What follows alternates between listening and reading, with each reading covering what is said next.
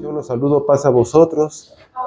Hoy en esta tarde traigo un mensaje para cada uno de nosotros, y eso también me incluye a mí, esperando que es una reflexión que yo traigo, pero muy rica, hermanos, en llevando así un énfasis de manera breve de qué es a lo que nos ha llamado nuestro Dios, hermanos. ¿Nos ha puesto usted a preguntar por qué usted está hoy aquí en la casa de nuestro Señor? ¿O por qué está escuchando este mensaje, ya sea en su casa, ya sea en cualquier lugar que usted haya escuchado este mensaje? No es casualidad, ¿verdad, hermanos? Yo creo que Dios tiene un propósito con todos y cada uno de nosotros hoy que estamos escuchando este mensaje. Tome su lugar, por favor. Eh, el título del tema es, ustedes saben que pues a mí me gusta mucho hacer preguntas y hoy no es la excepción. El título del tema es, ¿qué haces? ¿Qué haces aquí? Esa es una pregunta que yo me he hecho. Usted, hermano, hermana, amigo, amiga, que está escuchando este mensaje, no sé si se ha preguntado, ¿por qué está usted aquí? Dirán, pues escuchando la palabra de Dios, ¿verdad? Aprendiendo. Pero más allá de eso, ¿qué es lo que usted busca? Dirán, la vida eterna, ¿verdad? Pero para poder llegar a eso, hermanos, una serie de requisitos que todos debemos de cumplir para hallarnos aprobados, ¿verdad? Entonces el título del tema es, ¿qué haces aquí? Hay momentos que pensamos si realmente estamos haciendo las cosas de Dios de forma apropiada, ¿verdad? Ya que infinidad de veces, pues pareciera ser que no estamos logrando llegar a ningún lado. Todos en algún punto de nuestra vida hemos pasado por situaciones adversas que nos han hecho dudar, ¿verdad?, de nuestras capacidades. A veces no nos consideramos aptos para la labor a la cual Dios nos ha llamado, hermanos.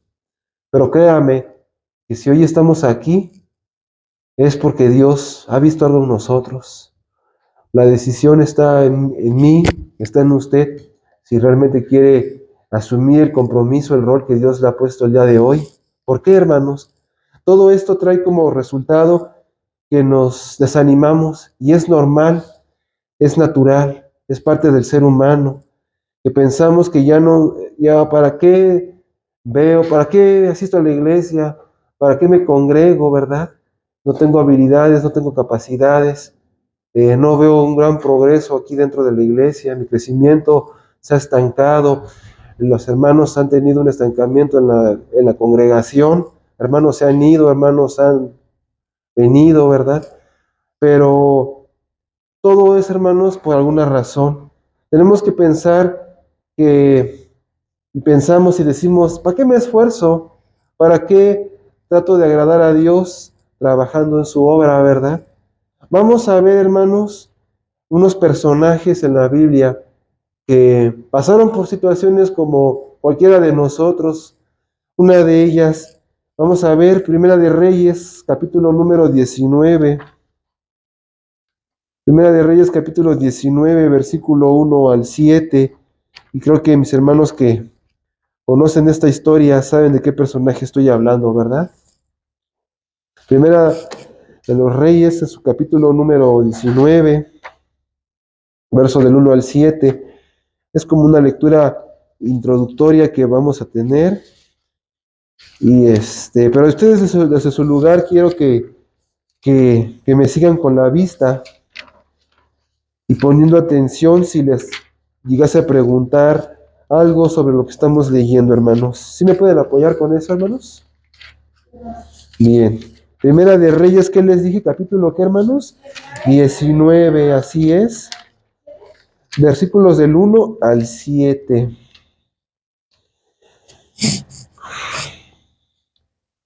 Dice, y Achab dio la nueva a Jezabel. ¿Quién fue Achab, hermanos? Primer pregunta que les hago, hermanos. ¿Quién fue Achab? Achab Era rey, precisamente rey de Israel, ¿verdad? Y se dio la nueva a Jezabel. ¿Y Jezabel qué era, hermanos?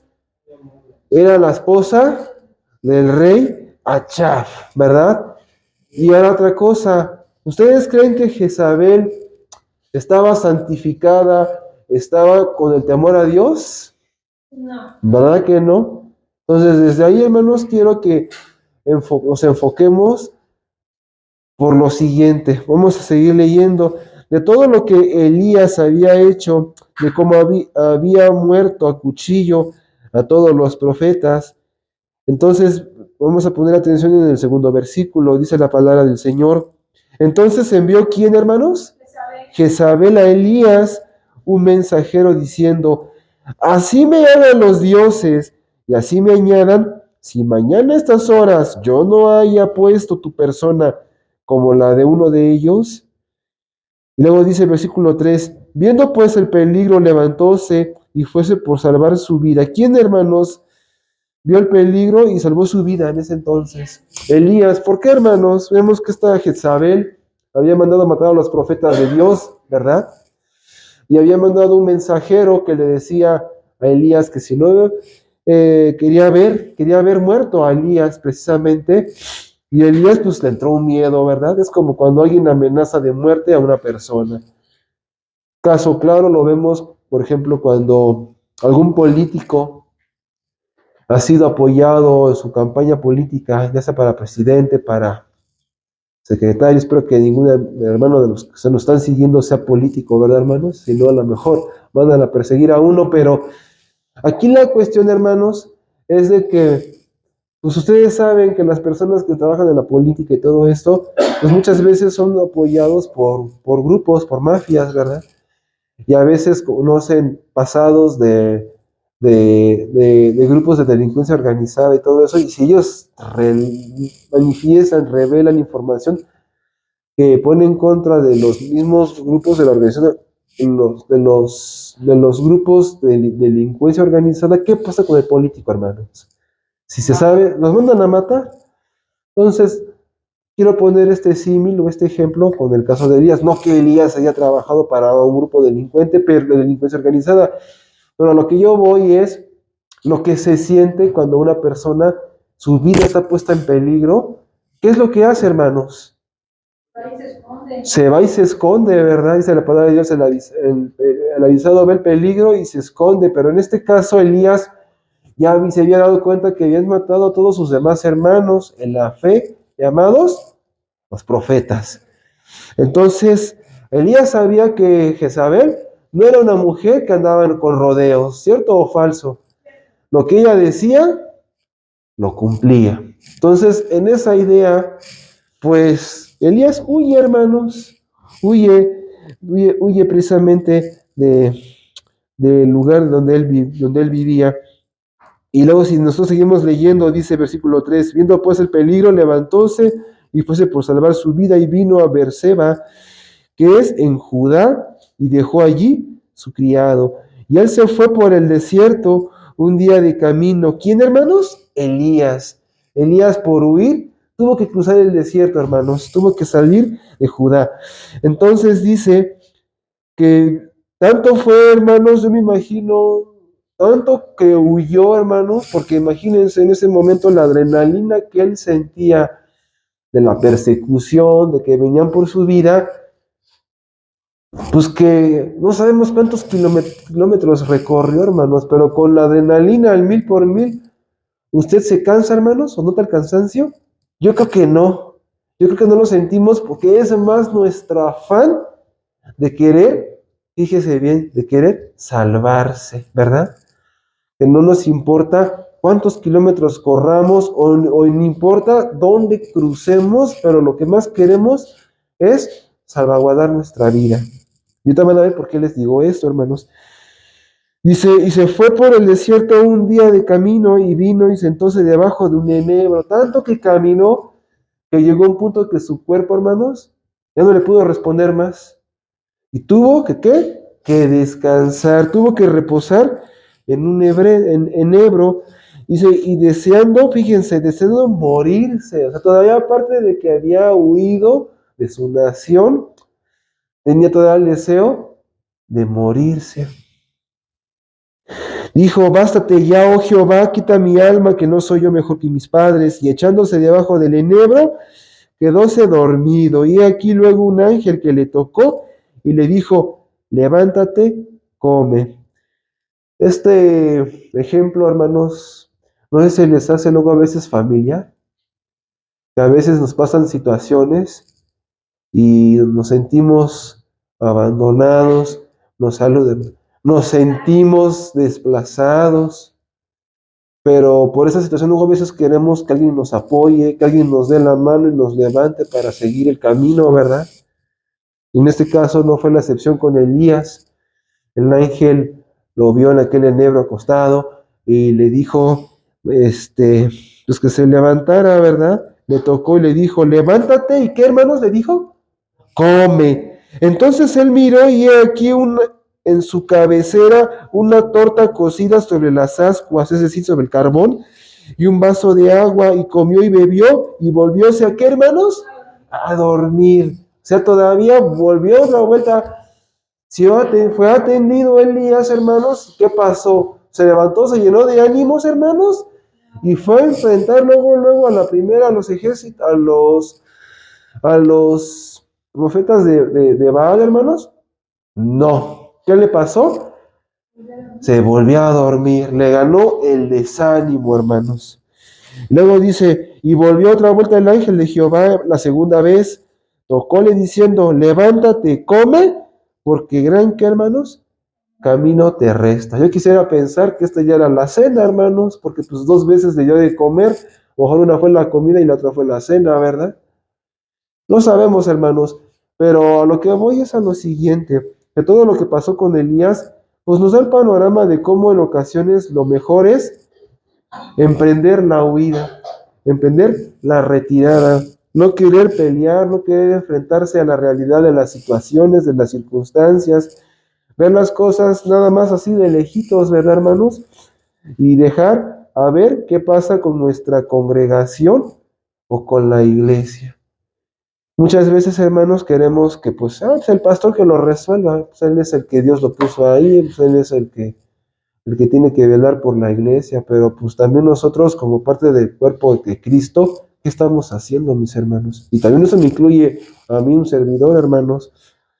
Y eso, pues, la iglesia, hermanos, la hacemos todos, no la hace el ministerio, la hace también la congregación. Todos debemos, hermanos, de tal manera de tener un pensamiento transformador, porque para eso Cristo nos ha llamado, nos ha dado la fortaleza, no nos ha llamado a ser débiles, nos ha llamado a ser fuertes. Vemos que hay personas que no creen en Dios, hermanos, pero pues quién sabe en dónde tengan sus ojos, porque parece que son más resilientes que uno, hermanos. Y eso que no tienen a Dios en su vida, no tienen a Dios en su noticia. Y nosotros que tenemos a Dios, ¿qué pasa con nosotros, hermanos? Cualquier situación viene y nos apaga el espíritu. Y tenemos, hermanos, que avivar el fuego que está dentro de cada uno de nosotros, de tal manera que este pensamiento nos debe de llevar a creer que estamos en lo correcto y debemos, hermanos, seguir ese camino por el cual hoy estamos aquí en la casa de nuestro Dios. Primera de Reyes, capítulo 19, versículo 11 al 18. Vamos a ver, hermanos, qué fue lo que pasó después de la situación vivida con Elías, hermanos. Algo característico, algo tuvo que pasar para despertar ese celo que estaba en Elías, hermanos, porque pareciera que vemos aquí un Elías debilitado, un Elías derrotado. Pero vamos a ver qué fue lo que realmente hizo despertar a Elías, motivarlo y llenarlo, hermanos, de esa inspiración para continuar la obra que Dios le encomendó. Primera de Reyes, capítulo número 19, versículo 11 al 18. Dice la palabra del Señor, y le dijo, sal fuera y ponte en el monte delante de Jehová. Y aquí Jehová que pasaba, y un grande y poderoso viento que rompía los montes y quebraba las peñas delante de Jehová. Mas Jehová no estaba en el viento, y tras el viento un terremoto, mas Jehová no estaba en el terremoto. Vemos, hermanos, que en esta parte de la historia ya no está un ángel, hermanos. ¿Ya estaba quién? Nuestro Dios.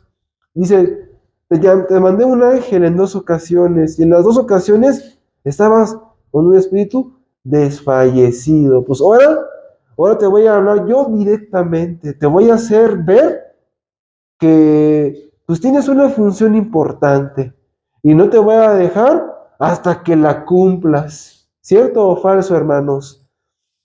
Dice versículo número 12, tras el terremoto un fuego, mas Jehová no estaba en el fuego, y tras el fuego un silbo apacible y delicado. Cuando lo oyó Elías, cubrió su rostro con su manto y salió y paróse a la puerta de la cueva. Y aquí llegó una voz a él diciendo, ¿qué haces aquí, Elías? Y esas preguntas, hermanos, esa pregunta la debemos hacer nosotros. ¿Qué haces, Cristian? ¿Qué haces, hermana Michelle?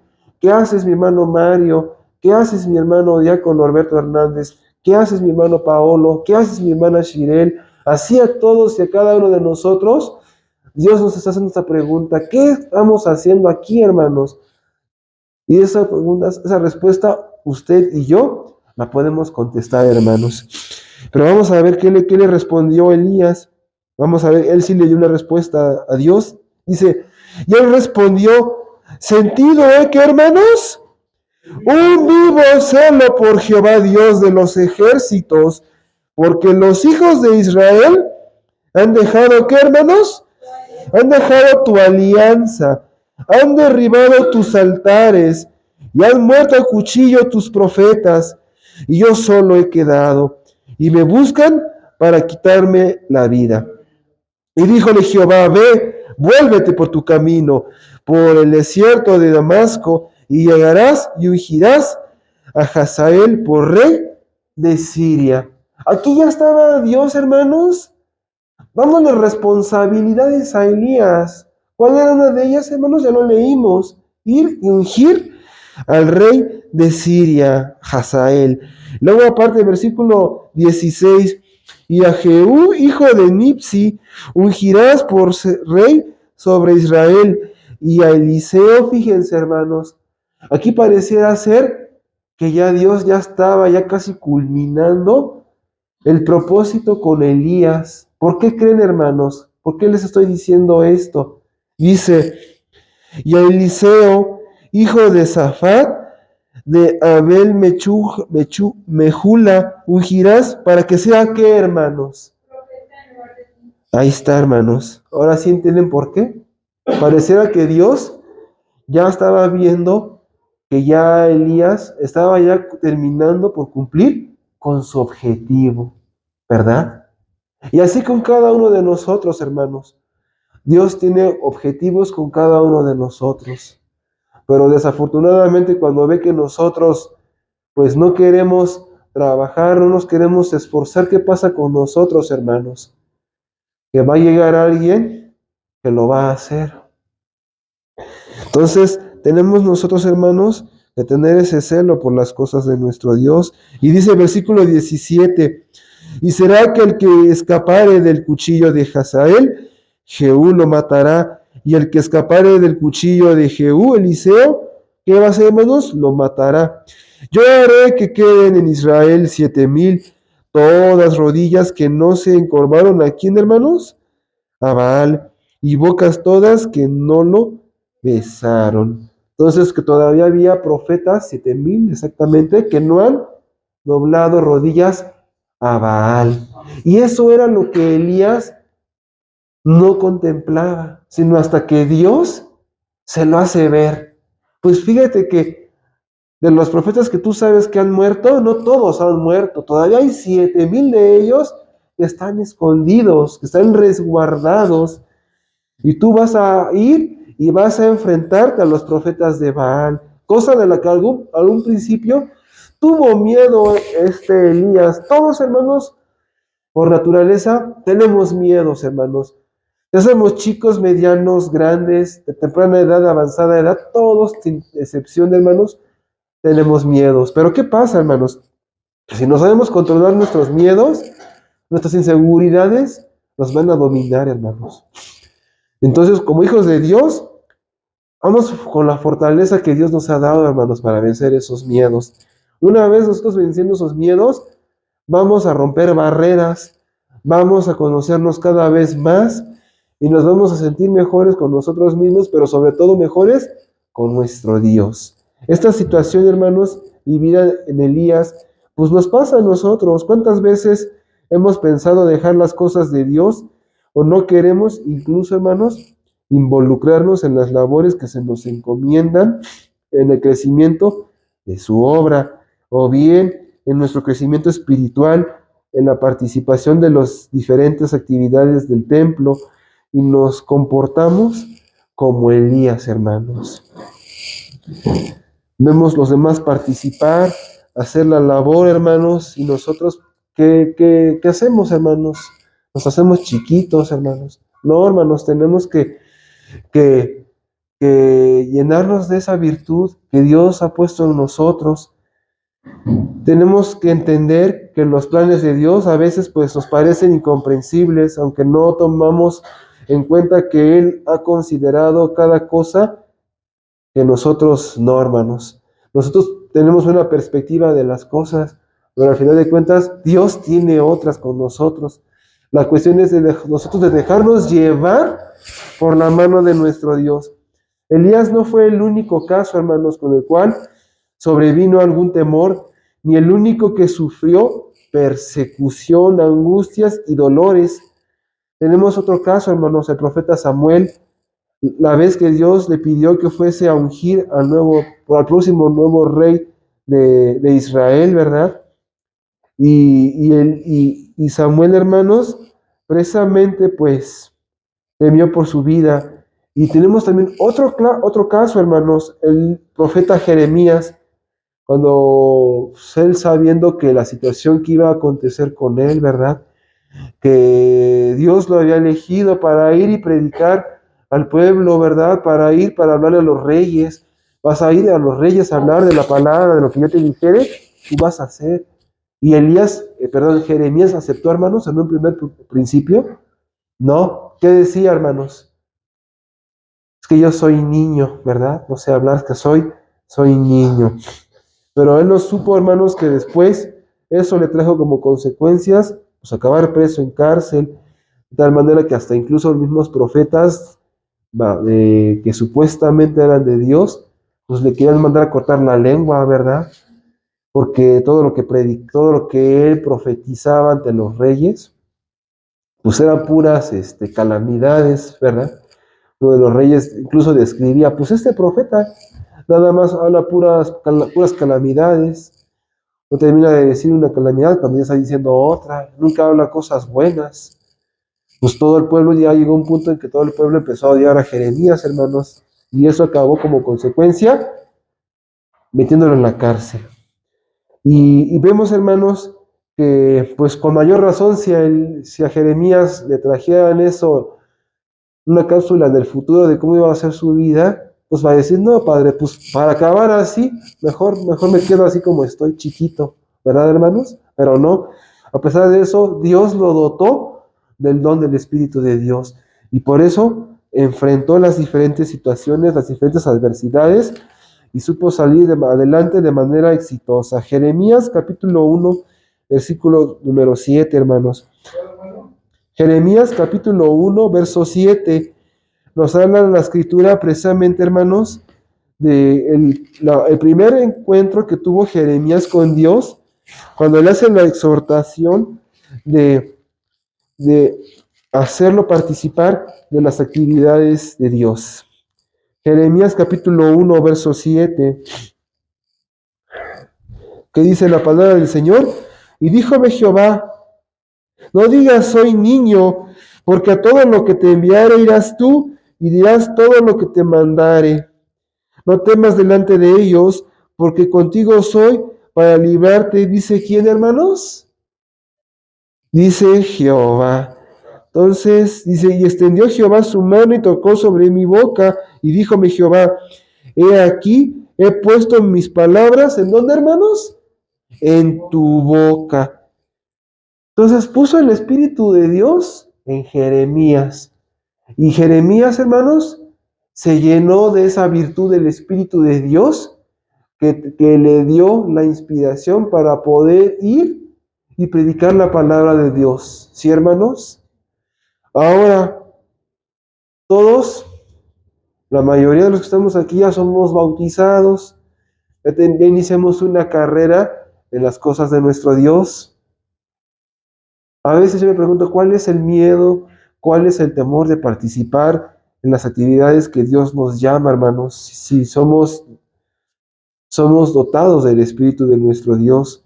No importa si somos niños, como decía Jeremías, por la inexperiencia que quizá él pudiera tener, pero también por otra parte, si somos ya entrados en días, pues no importa, hermanos, porque si Dios ha visto algo en nosotros, es porque Él sabe que tenemos la capacidad de poderlo hacer. La importancia está en el deseo y la disposición de querer participar. Y eso, hermanos, también nos viene a la mente la historia de Moisés, ¿verdad? Cuando Dios lo había escogido para ir a hablar al frente de Faraón. Y yo me pregunto, en un principio Moisés quiso participar, hermanos. Dijo él que no, que era un hombre de pocas palabras, ¿verdad? Que no quería, no, mejor envía a otro, porque yo la verdad, pues no. Pero al final de cuentas le dijo Dios, no, es que yo te elegí a ti y vas a ir, pero Aarón va a estar contigo. Aarón va a estar contigo y van a hacer las proezas del poder que yo les voy a dar. Entonces, hermanos, si ellos pudieron hacer todo esto, ¿por qué nosotros, hermanos, a veces dudamos, hermanos? Si Dios nos ha puesto dones, es porque ha puesto maravillosos dones en cada uno de nosotros. ¿A poco no le gustaría a usted saber qué es lo capaz que puede llegar usted a hacer? Hay que probarnos, hermanos, hay que probarnos y en la medida que nos probemos, hermanos, nos vamos a conocer mejor. Vamos a saber decir, nos vamos a decir, ay, ¿a poco yo tenía esta habilidad? ¿A poco tenía esa capacidad? Y hasta se siente uno bien consigo mismo y con Dios, porque está viendo que es usted y yo somos productivos para nuestro Dios. Cada uno de estos personajes, hermanos, nunca perdieron la confianza en Dios, siempre permanecieron firmes ante las situaciones adversas. Nosotros ¿en qué condición, hermanos, estamos? ¿Qué hacemos para remediar estas situaciones? Quizá mejor nos cambiemos de congregación o hasta de iglesia, olvidándonos de nuestra responsabilidad o de nuestro compromiso. Vamos a leer Hechos capítulo número 9, verso 15 y 16. Hechos capítulo número 9, verso 15 y 16.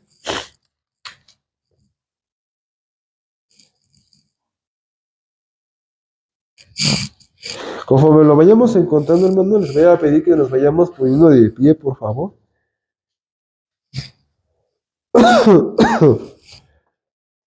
Hechos de los Apóstoles, capítulo número 9, verso 15 y 16.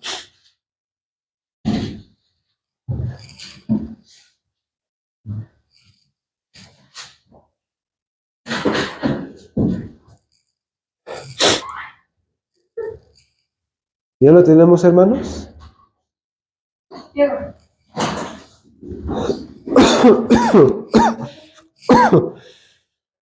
Dice la palabra del Señor, y le dijo el Señor, ve, porque instrumento escogido me es este, para que lleve mi nombre en presencia de los gentiles y de reyes y de los hijos de Israel, porque yo le mostraré cuánto les ha menester que padezca por mi nombre.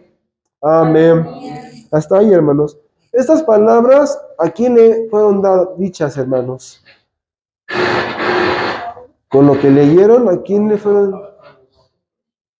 Particularmente al apóstol Pablo, hermanos. Recordemos todas las situaciones que él provocó, hermanos, cuando él era de los fariseos, mandaba perseguir la iglesia para resguardar, para asegurar la ley de Moisés, ¿verdad? Para que esta no se viera en peligro, mandaba a encarcelar a los hermanos de la fe, los encarcelaba, los mataba, hermanos. Pero ya después se le revela nuestro Señor Jesucristo, ¿verdad? Pablo, Pablo, ¿por qué me persigues? Y le dice, ¿quién eres tú, Señor? Y soy yo, Jesús, a quien tú persigues, ¿verdad? Y de ahí, hermanos, empieza un cambio en la vida del apóstol Pablo, de perseguir a la iglesia, a ser parte de ¿quién, hermanos? De la misma iglesia de Dios. Y fue miembro activo de las actividades que Dios depositó en él. Y hoy por hoy, hermanos, tenemos la enseñanza en las Escrituras, no nada más de él, de muchos discípulos de nuestro Señor Jesucristo. Y una pregunta que nos debemos hacer, como el título de este tema es, ¿qué haces aquí? Y es una pregunta que yo me quiero hacer, y yo también me gustaría que ustedes se plantearan, ¿qué estamos haciendo aquí? Ve, vuélvete por tu camino, que esas palabras son las que nos deben, hermanos, motivar en seguir adelante, hermanos. Ve, vuélvete por tu camino. Esas son las palabras que Dios nos invita hoy. Vuélvete a tu camino, que son las que nos deben motivar, hermanos, de emprender ese camino. De si lo llaman para participar en cualquier actividad, diga, heme aquí. Digan, hermano Cristian, ¿nos puedes apoyar con esta actividad? Heme aquí, hermanos. Así como cuando Dios le hablaba a aquel joven, ¿verdad, hermanos? Al profeta Samuel, bueno, antes de ser profeta, hermanos, a Samuel. Cuando le decía a Elí, el sacerdote Elí, bueno, si te habla, dile, Samuel, dile, heme aquí. Así que cuando le digan a usted por su nombre, Cristian, ¿me puedes apoyar? Heme aquí, hermano. Hermana Michelle, esta actividad, ¿nos puedes apoyar? Heme aquí, hermanos. Pero tenemos, hermanos, que estar convencidos de que Dios está con nosotros, hermanos. Y Dios no nos va a abandonar. Lo que Dios quiere, hermanos, es que tengamos un corazón presto y dispuesto para salir adelante en cualquier actividad que Dios nos ponga. Y créanme, hermanos, que Dios no nos va a dejar solos. Todo está en que nosotros tengamos esa disposición, y el querer es poder, hermanos. Todos podemos, porque Dios ha dotado su Espíritu Santo con cada uno de nosotros. Bien, hermanos, dejo este lugar a mi hermano diácono Alberto Hernández, que continúe con la dirección de este culto. Que Dios los bendiga, hermanos, y paz a vosotros.